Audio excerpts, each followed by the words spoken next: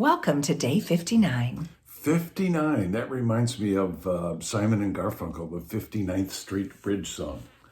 Okay. We all feeling groovy today? Oh, hi. This is Business as Usual With an asterisk. with Mike and Mary and day 59. So today's topic is getting control of your time, changing the way you think, changing your attitude about time. We've been sharing some of Floyd's philosophies about time and Yeah. some famous people who said things about time. But you know what Floyd says that I think is most applicable right now is that yesterday is a canceled check. Oh, yeah. Tomorrow is It's a promissory note.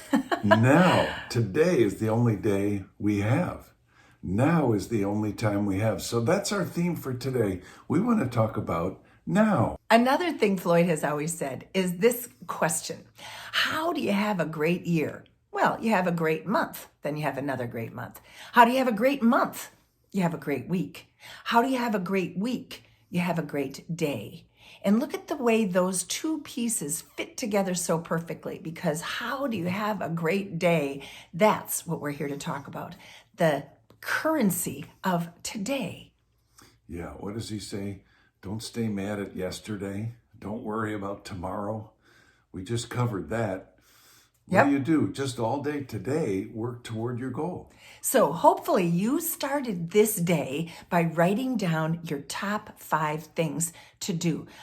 Top 5 most important money-making activities. And before you even did that, you did your daily routine. Oh, we've been harping on that the last probably year and a half, 2 years.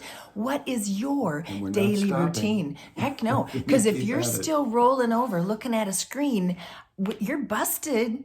So we want you to start with gratitude. Start with some kind of inspiration or prayer or affirmations and get your head screwed on right before the world gets a hold of you.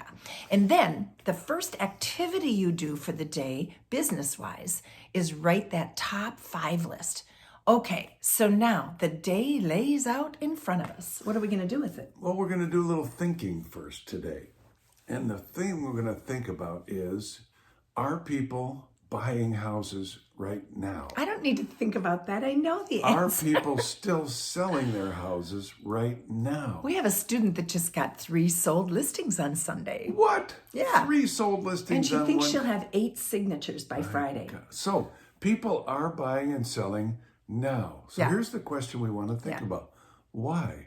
Who are these people? What do they know that we don't know? Why are they buying and selling now? Well, some of them had their house on the market pre-COVID, and they're starting to get itchy twitchy. They're starting to say, oh my gosh, how long is this going to last? We don't know. We're moving.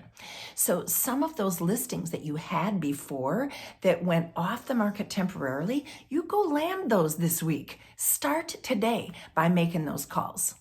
And how are they buying and selling now? Well, one of the hows is they're working with an agent who is still working. Yeah. And probably working mostly virtually, if not 100% virtually. A lot of agents are not working virtually. You have the ability to do that. Now, I think the key question is, how comfortable are you showing houses and meeting with people, walking through people's houses? And how comfortable are they with you? So the key to making a lot of money right now is you being flexible, being able to offer 100% virtual service, which you can.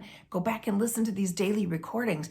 If you don't want to, that's fine. But what if in order to get the listing or the sale, you have to?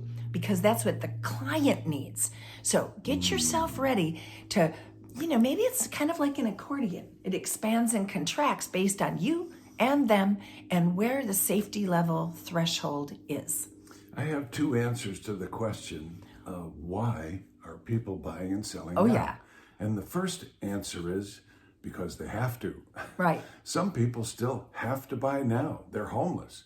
Or they have to sell now. They have something to get to. And they have to get out of their current situation. Right. So some of the people who are buying and selling now are doing it out of necessity. And the other half of that coin, there are some people out there who see this as a huge opportunity. Yeah. And that's why they're buying now. That's why they're selling now. And you know what they know?